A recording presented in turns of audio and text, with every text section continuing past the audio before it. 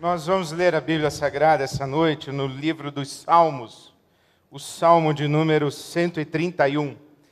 O livro dos Salmos, nós lemos o Salmo 131. Você que não tem muita familiaridade com a Bíblia Sagrada, abre assim bem no meio, é os Salmos. É verdade, tem muitas pessoas que não conhecem onde ficam os Salmos. Bem no meio da Bíblia. Salmos. Velho Testamento. Livro poético. Salmos. Salmo 131. E antes de lermos, eu queria convidar você a orar comigo. Deus nosso Pai Celestial, é por Tua causa que nós nos reunimos nessa noite, mais uma vez. Ao Senhor é quem buscamos. Em Ti esperamos.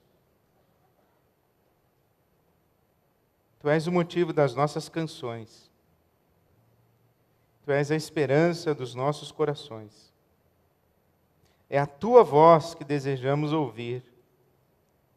É o Teu toque que vimos buscar aqui. Então clamamos, Pai, em nome de Jesus, pelo Teu Espírito Santo, fala conosco e estende a Tua mão de poder, de amor, e toca as nossas vidas e faz diferença em nós. Para a glória do Teu nome, te pedimos assim, em nome de Jesus. Amém. Senhor, o meu coração não é orgulhoso e os meus olhos não são arrogantes. Não me envolvo com coisas grandiosas e nem maravilhosas demais para mim. De fato, acalmei e tranquilizei a minha alma. Sou como uma criança recém-amamentada por sua mãe. A minha alma é como essa criança.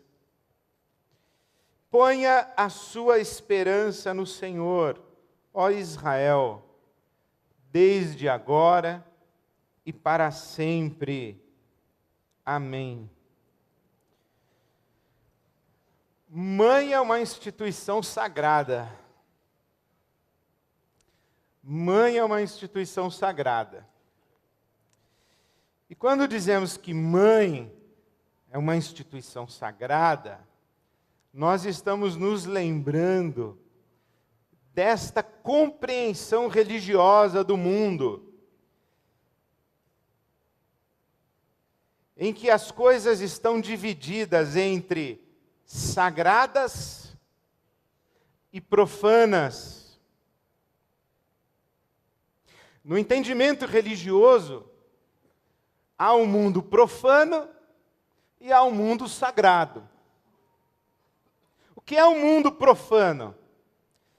Geralmente nós associamos o mundo profano ao que é imundo, sujo, tenebroso, ligado ao mal, é o profano, é o sujo, é aquilo com que não devemos ter contato, é profano. Mas, na verdade, profano é toda a realidade. Você é profano, a pessoa que está sentada do seu lado é profana, a cadeira onde você está sentado é profana, esse ambiente é profano, o estacionamento é profano, o cone do estacionamento é profano, tudo é profano. E do mundo profano, torna-se sagrado, ou ganha estatuto de sagrado, aquilo que porta uma manifestação do extraordinário, ou do divino. O camarada que elaborou essa compreensão um teólogo alemão chamado Rudolf Otto. E ele não fala do divino, ele fala do mysterium tremendum. É aquilo que se manifesta, ou que se dá a conhecer, ou que se revela. Aquilo que irrompe da realidade e que gera em nós um assombro. Aquilo que é espetacular. Aquilo que infunde em nós um êxtase, provoca em nós um arrebatamento, é algo maravilhoso, gera um encantamento e possibilita para nós uma experiência de alumbramento. Ele chama de mysterium tremendum, porque é ao mesmo tempo fascinante e assustador, amedrontador. Quando isso se manifesta, é tão grandioso, é tão maravilhoso, e nos confronta e nos apequena de tal maneira, e que nós sabemos que estamos de algo extraordinário, que não é do ordinário, não é da ordem natural, talvez seja da ordem espiritual. Não é do mundo da física, é da metafísica, é algo maravilhoso demais. E nós damos a isso o nome de Deus. Nós falamos que é o divino se manifestou. O Otto diz assim que quando o mistério tremendo se revela ou se manifesta, nós temos uma experiência misturada de atração e de fascínio e de medo. Porque é tão maravilhoso, e é desconhecido, e é inusitado, e nós não sabemos o que aquilo pode fazer conosco. Que força é essa? Que poder é esse? Que realidade é essa? O que é isso que se manifestou aqui diante dos meus olhos? E o que é que isso vai fazer comigo? Esta experiência acontece, ou ela é relatada na Bíblia Sagrada algumas vezes. Por exemplo, quando Moisés está andando pelo deserto e ele vê uma sarça ardente, uma sarça incandescente, ele se depara com algo inusitado. Ele se depara com algo extraordinário. Não era extraordinária a possibilidade de uma sarça encandecer-se no deserto. Inclusive, ali, seco, a sarça pode sofrer uma combustão espontânea. No deserto acontecia isso bastante no deserto. O que aconteceu ali diante dos olhos de Moisés é que aquela sarça estava incandescente, mas ela não se consumia. E dali ele ouve uma voz, ele é interpelado por uma voz que manda que ele tire as sandálias porque ele está em terra santa. Então aquele momento é um momento que ganha contornos de sagrado. Aquela sarça, aquele solo, aquela terra, aquele momento, aquela circunstância, aquela situação da realidade profana, algo extraordinário se manifesta. A mesma coisa acontece, por exemplo, quando Saulo de Tarso está a caminho de Damasco. Ele é envolvido por uma luz, cai ao chão cego, e ele ouve uma voz, e ele sabe que está diante de algo ou de alguém que é muito maior do que ele, e que o coloca ao chão. Ele está diante do sagrado, ele está diante do divino. É o que acontece com João na ilha de Patmos. Ele tem uma visão de um ser extraordinário. E cai ao chão quase como morto. Porque o sagrado e o divino, quando se manifesta, gera em nós esse temor. E não é sem razão que na Bíblia Sagrada, toda vez que Deus se revela a alguém, a primeira coisa que Deus fala é: não tenha medo. Essa é a experiência dos discípulos no Monte da Transfiguração. Eles estão conversando com Jesus e, de repente, o semblante de Jesus é transfigurado e ganha um brilho, uma glória que eles jamais haviam visto, algo semelhante. As vestes de Jesus se tornam translúcidas. E ao mesmo tempo em que Pedro diz: vamos ficar aqui para sempre, vamos fazer 3 tendas aqui, Jesus precisa se dirigir a ele, estender a mão e dizer: não tenha medo, não tenha medo, não tenha medo. É este o sagrado. Em algum lugar, alguma coisa, alguém recebe esta expressão do divino. E o divino se manifesta. E quando esse divino assim se manifesta, nós começamos a dizer que este lugar é sagrado, que esta pessoa é sagrada, que este objeto é sagrado. Quando lemos a Bíblia, no Salmo 131, e dizemos que a mãe é uma instituição sagrada, o que quero dizer com isso é que a mãe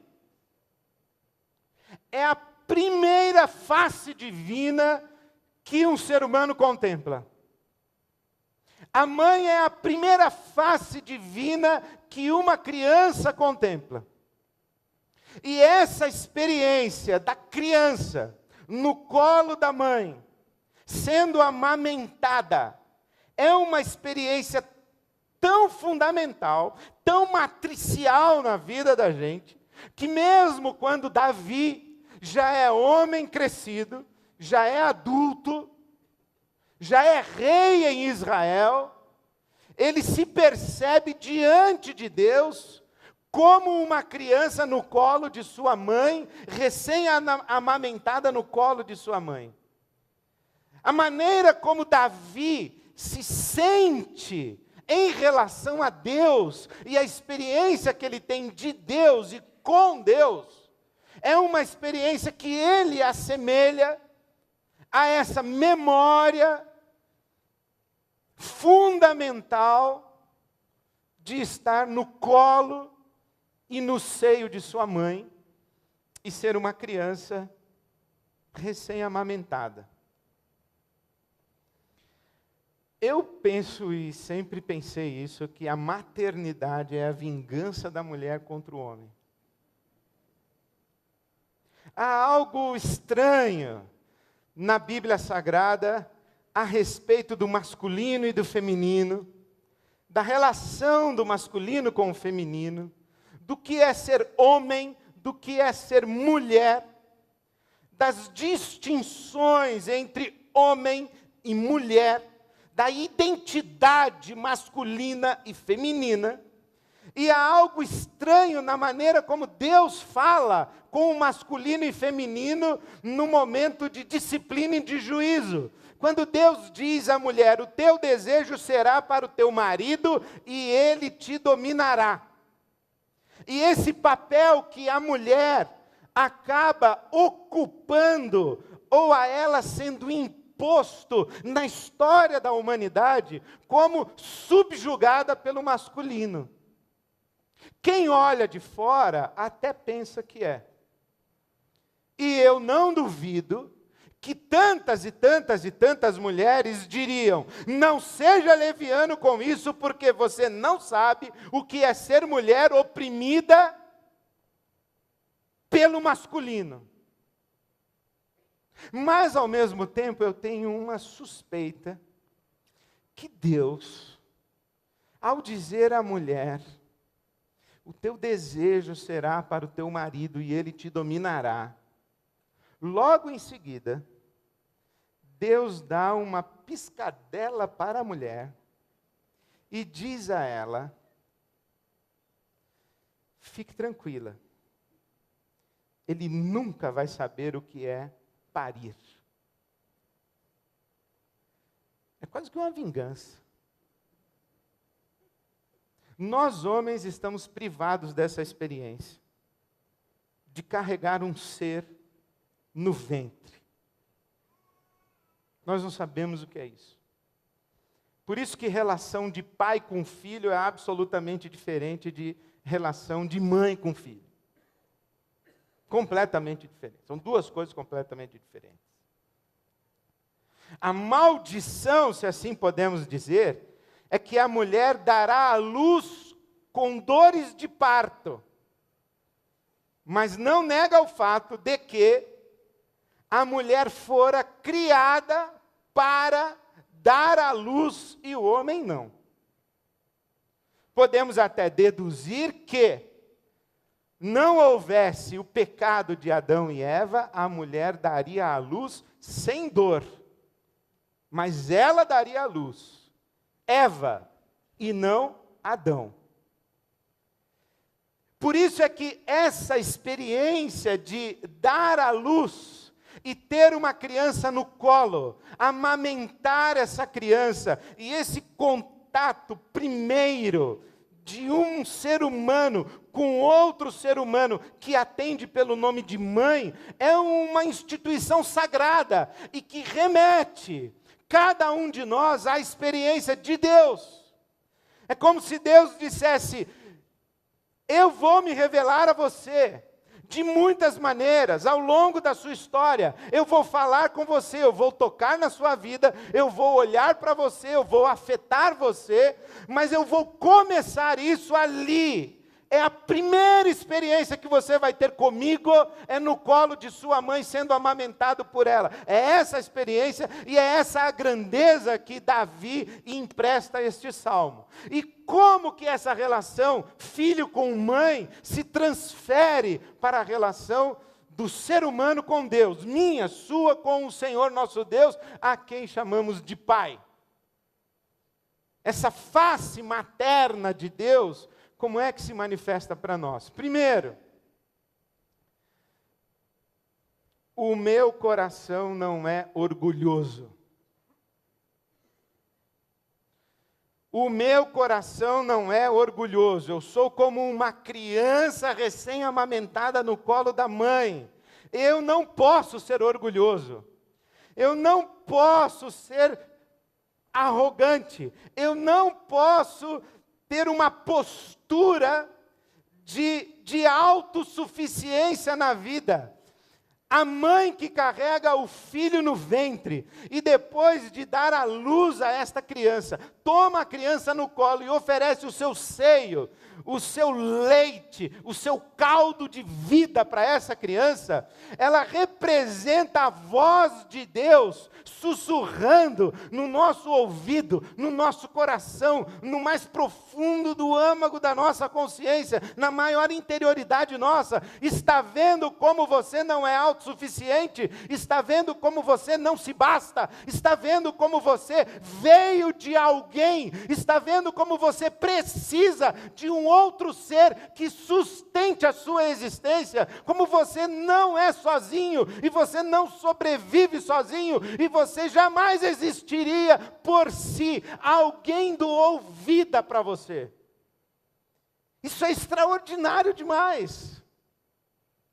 Todos nós já fomos absolutamente parasitas de um outro corpo, de um outro ser, que se deu a nós, que se deu por nós, que se deu para nós, que se deu para possibilitar que viéssemos a ser. Porque a criança no ventre da mãe não é imprescindível para a existência da mãe, mas a mãe é imprescindível para a existência da criança que está no seu ventre. E isso diz a nós exatamente que nós não somos autoexistentes, e se não somos autoexistentes, se eu não criei a mim mesmo, eu não dei origem a mim mesmo, eu não me fiz, se não sou autoexistente, eu não sou autossuficiente, eu não me basto. Eu venho de alguém, e só posso continuar a existir e a ser dependendo de alguém, e em última instância esse alguém é Deus. Daí vem Viktor Frankl, psiquiatra austríaco, e ele diz assim, que a consciência é o umbigo da alma.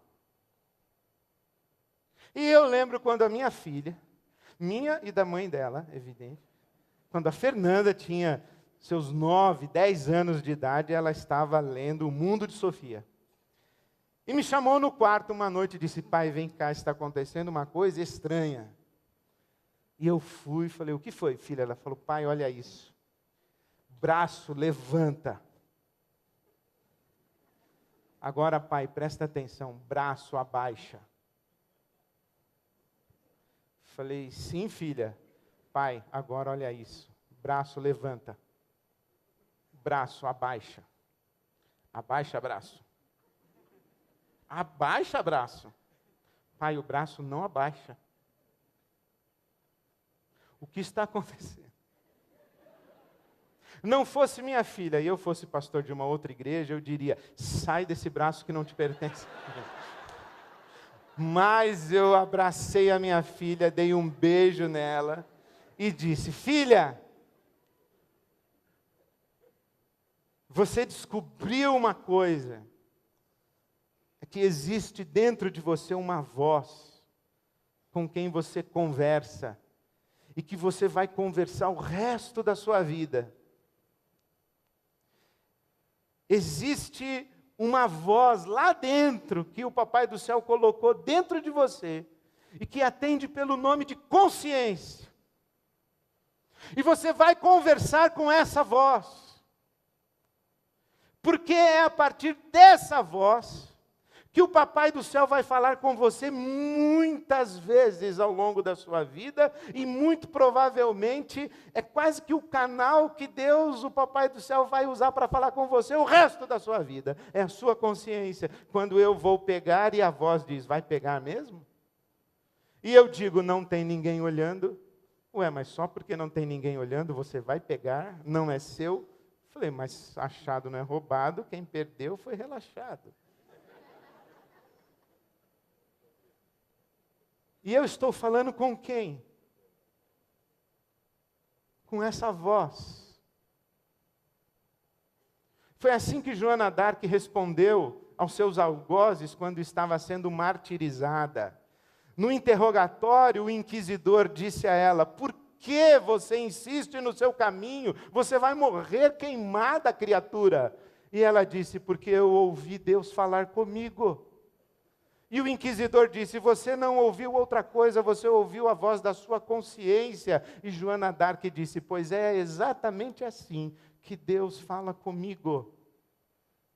Porque se o nosso umbigo é a indicação biológica de que nós viemos de outro corpo físico, a nossa consciência é a indicação de que como seres, pessoas, nós viemos de outra inteligência, de outro coração e de outra grande consciência, a que damos o nome de Deus, o nosso Pai Celestial.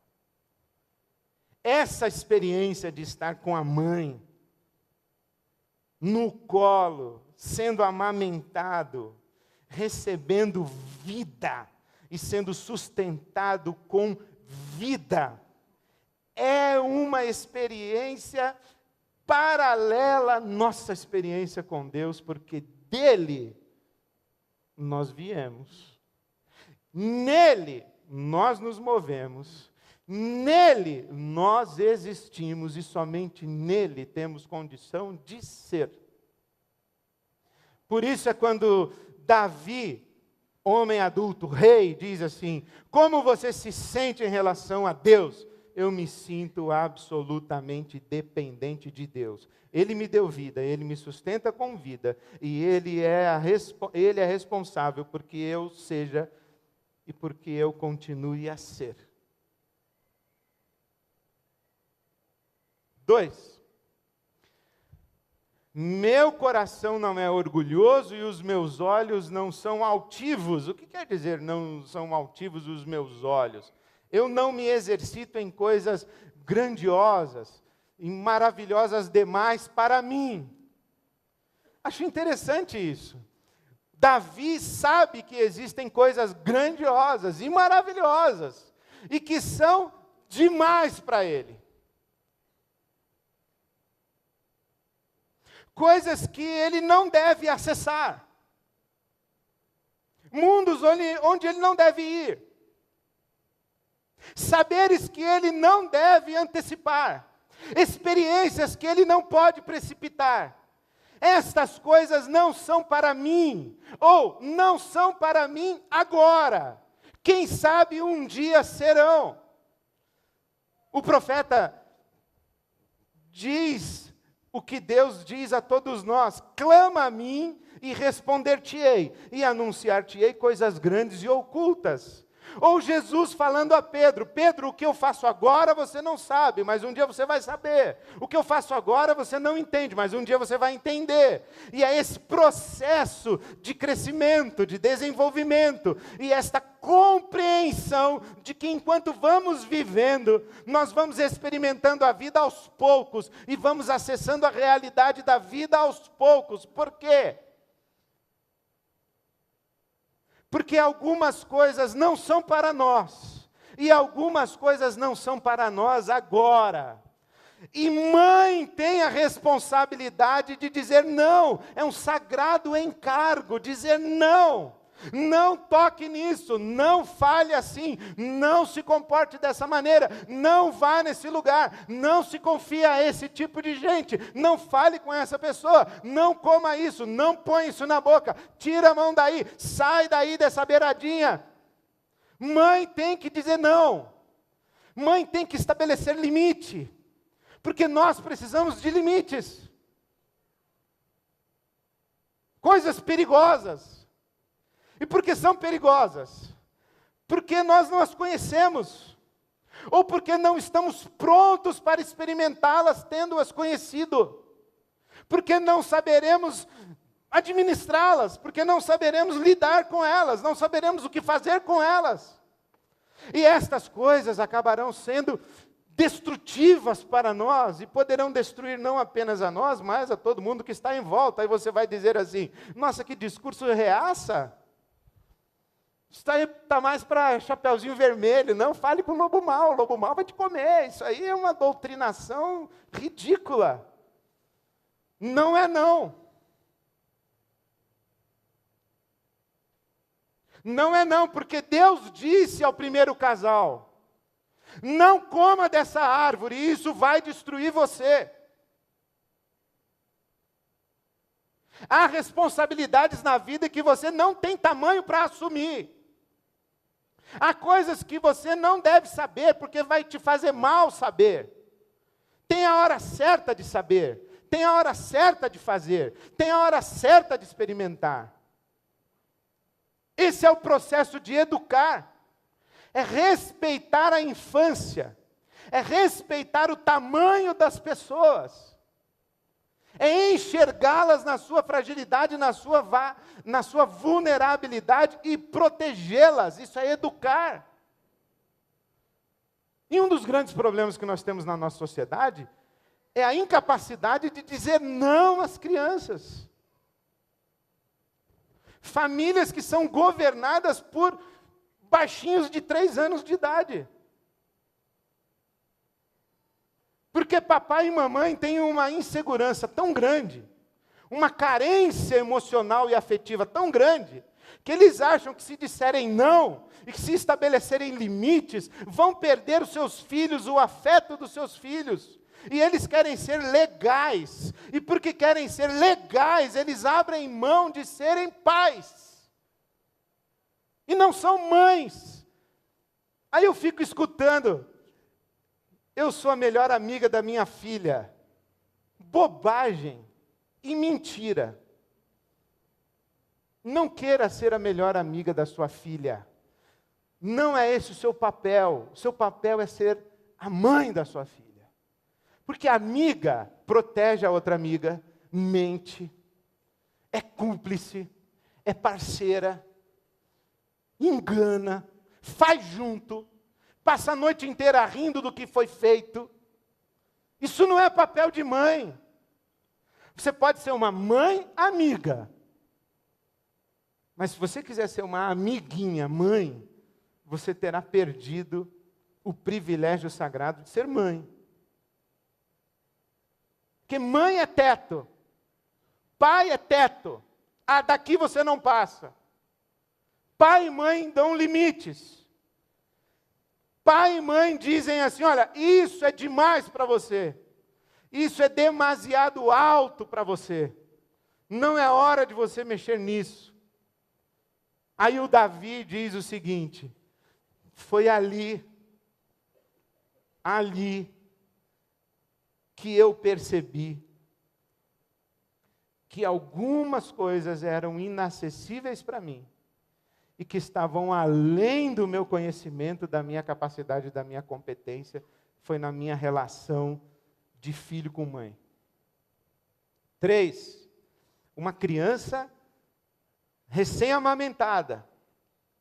Uma criança que mamou, acabou de mamar. E que experiência maravilhosa e gostosa que é acabar de mamar. Acabar, por exemplo, o que você fez provavelmente hoje no almoço. Se você foi uma pessoa sensível, uma pessoa sensata, uma pessoa moderada, com domínio próprio, você não passou a vergonha, o constrangimento de ter que desabotoar a sua calça depois do almoço, de estar empanturrado, estufado. Porque isso é coisa de criança, que tem um olho maior que a barriga, mas não sabe que a barriga tem um tamanho. Acha que a barriga é do tamanho do olho. Não é. E é muito interessante, deve ter uma explicação clínica, científica, biológica. Os profissionais da saúde me ajudem depois, expliquem por que que depois que a gente não, porque eu nunca dei de mamar para meus filhos, mas que a mamãe amamenta seus filhos, coloca em pezinho com um paninho e fica batendo até o menininho e a menininha regurgitarem. Está estufado. Pegou o máximo que conseguiu. Mamou tudo que tinha para mamar. Não seria uma sugestão assim singela de que o Papai do Céu estaria falando com o menininho ali com falta de ar, dizendo: podia ter parado antes, né, neném? Podia ter parado. Não precisava ter isso tudo. Não precisava ir tão longe. Tem um limitezinho aí. Mas está satisfeito. E essa experiência de satisfação é tão extraordinária na nossa vida. E ter essa experiência de satisfação é algo tão raro. Porque nós não podemos ter tudo, mas nós podemos ter o que é suficiente. Mãe não vai dar tudo que um filho precisa. Ninguém dá ao outro tudo o que o outro precisa e tudo o que o outro deseja. Não é possível. Ontem nós estávamos aqui conversando sobre felicidade. Eu estava lembrando que nós, seres humanos, somos finitos. Então não é possível que eu, como um ser finito, atenda os desejos infinitos do seu olho, que é maior do que a sua barriga. Eu sempre vou lhe dar menos do que você gostaria de ter. A mãe vai fazer isso, o chefe vai fazer isso, a igreja vai fazer isso, o cônjuge vai fazer isso, o filho vai fazer isso, o amigo vai fazer isso. Mas é possível sim, nós doarmos e darmos às pessoas que nós amamos, se não tudo o que lhes é suficiente, para que demos, ou para que possamos dar a elas essa experiência de relaxamento e de satisfação.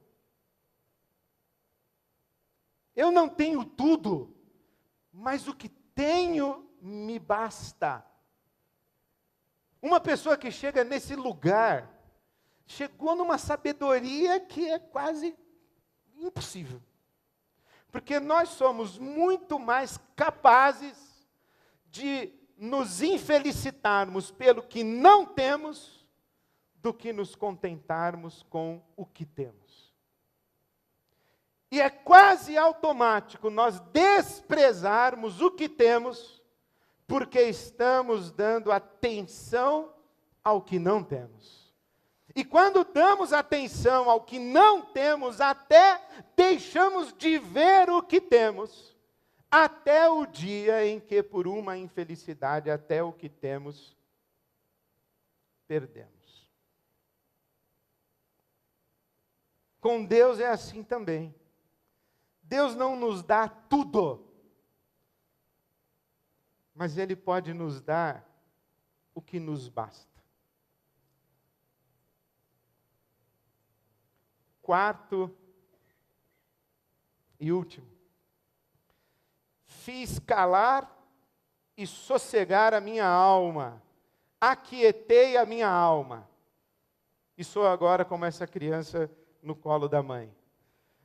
Olha, eu gostaria que essa coisa de fiz calar fosse algo mais ou menos assim. Está bom, papai, eu vou me calar agora porque a sua sabedoria é insuperável. Está bem, mamãe, os seus argumentos são melhores que os meus. Está bem, mamãe, eu me rendo, você venceu. Está bem, mamãe, você tem razão. Eu estava equivocada mesmo, eu estava equivocado mesmo. Está bem, mamãe. Agora eu vou ficar calado, fale com sua sabedoria que eu vou ouvir. Mas não é isso que o salmista está falando. Porque, inclusive, quem tem filhos que já tem um pouquinho de idade sabe que está cada dia mais difícil ter um papo reto com eles. A gente tem que fazer uma manobra, papo reto não dá mais, tem que ser cheio de curva, porque senão eles deixam a gente para trás. Mas quando o salmista diz assim, que eu fiz calar e sossegar a minha alma, tradução seria, parei de chorar. O colo da mãe é esse lugar onde para o choro. Já reparou?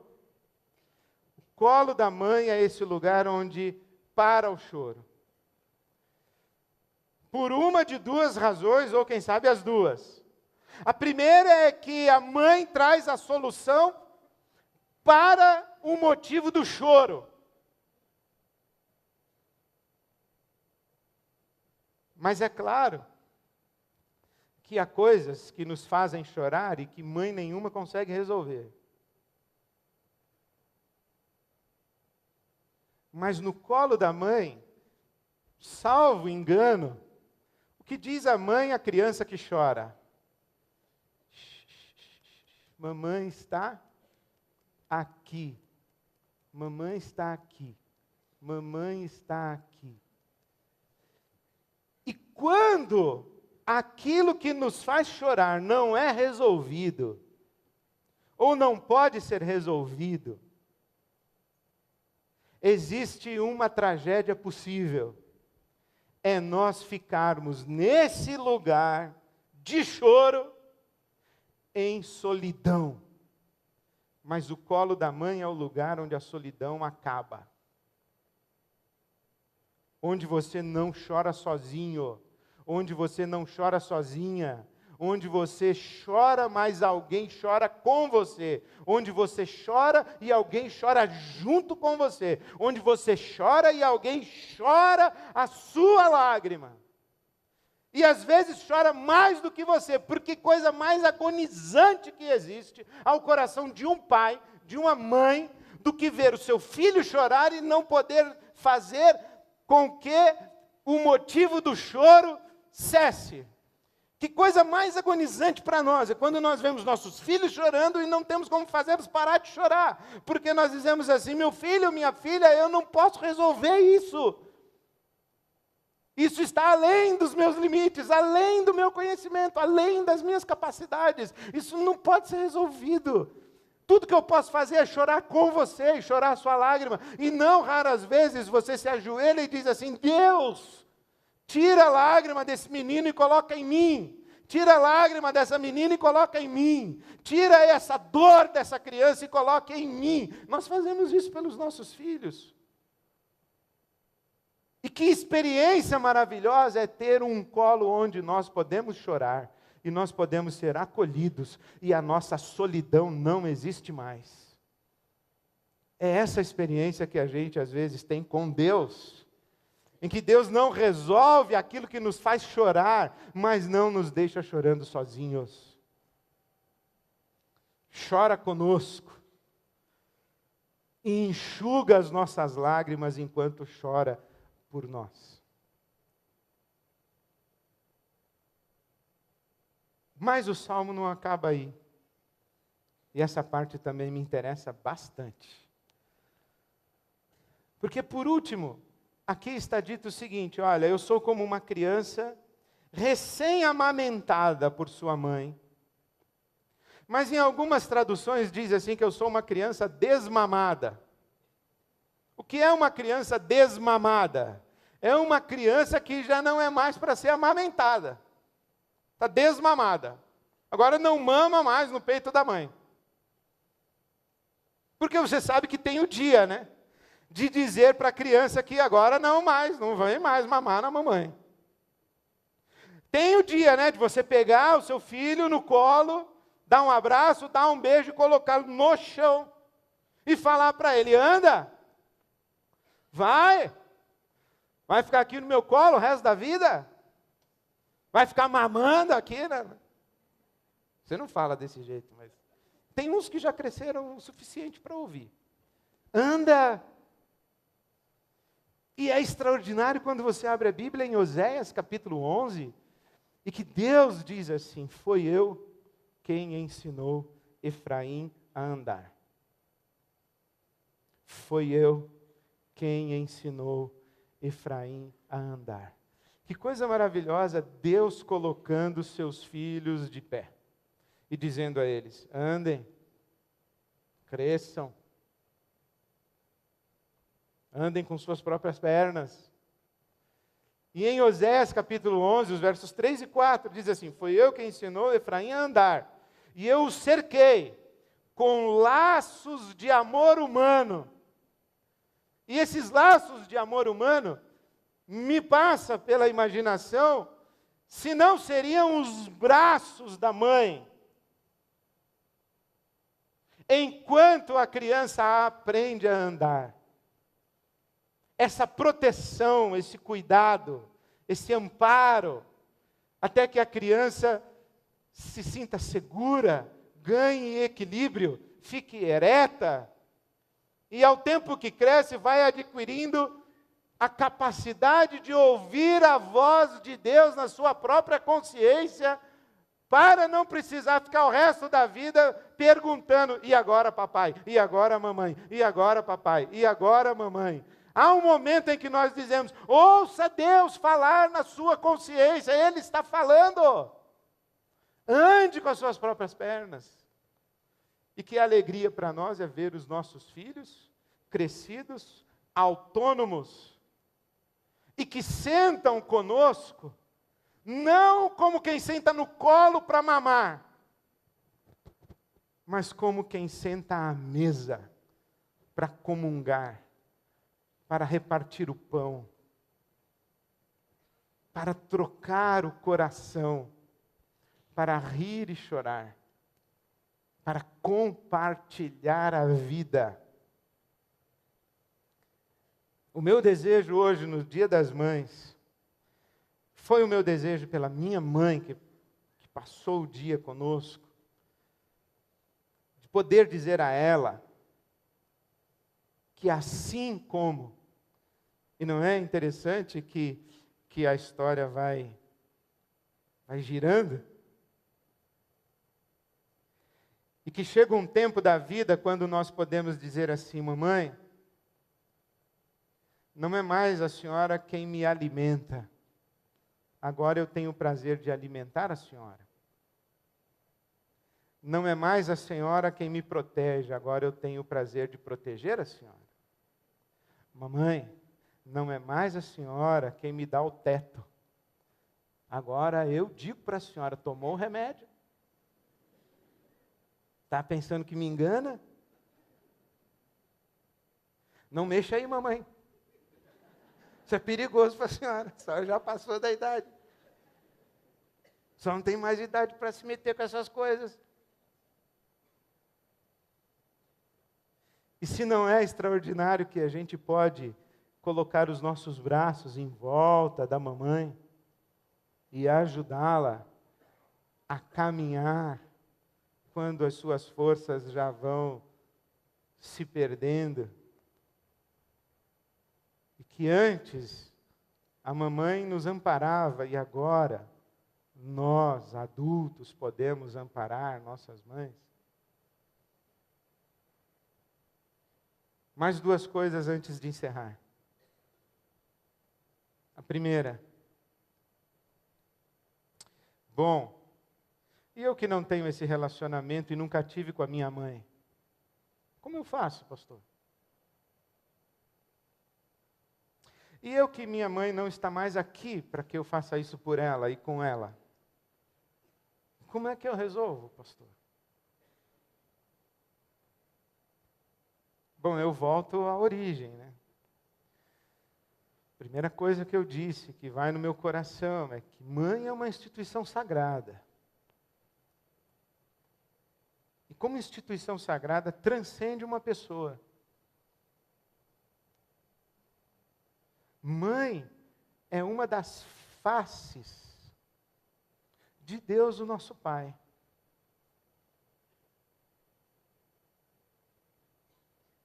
E nesse sentido, todos nós aqui podemos ser mães de alguém. Vai você depois vir falar comigo, pastor, o senhor é uma mãe para mim. Mas eu acho que eu sou mesmo. E eu tenho pessoas na minha vida que funcionam para mim como mãe. E hoje tenho ainda, graças a Deus, em vida, a minha mãe. Mas eu também posso ser mãe para algumas pessoas. Para que elas vejam, na minha relação com elas, na relação delas comigo, essa face materna de Deus. E por último, eu diria o meu desejo a todas as mamães. A todas as pessoas que dedicam a vida como cuidadoras. Pessoas que doam, se doam, nutrem, alimentam, educam, estabelecem limites, suprem, estimulam, encorajam os outros, mas que são mães. O meu desejo é que tenham uma experiência de se perceberem e de descansarem no colo de Deus, para que Deus diga a você, cuidador e cuidadora, você é minha filha amada, em quem eu tenho prazer. Descansa aqui nos meus braços. Fica aqui no meu colo. Deixa eu suprir você. Deixa eu enxugar sua lágrima. Deixa eu ouvir a sua dor. Deixa eu acolher e abraçar você. Deixa eu te alimentar e te suprir e te colocar em pé novamente. Deixa eu te ajudar a voltar a andar. Você é mãe e deve ter um monte de gente no seu colo. Mas você é minha filha. E eu tenho o prazer de ter você no meu colo. O meu desejo nesse Dia das Mães é que você ouça Deus falando isso para você. E que você relaxe no colo de Deus, o nosso Pai. E que você saia por aquela porta, descansando nos eternos braços do seu Deus, do Senhor nosso Deus. Descansando no poder de Deus. Descansando no amor de Deus. Descansando no colo de Deus. Que Deus nos abençoe a todos. Amém.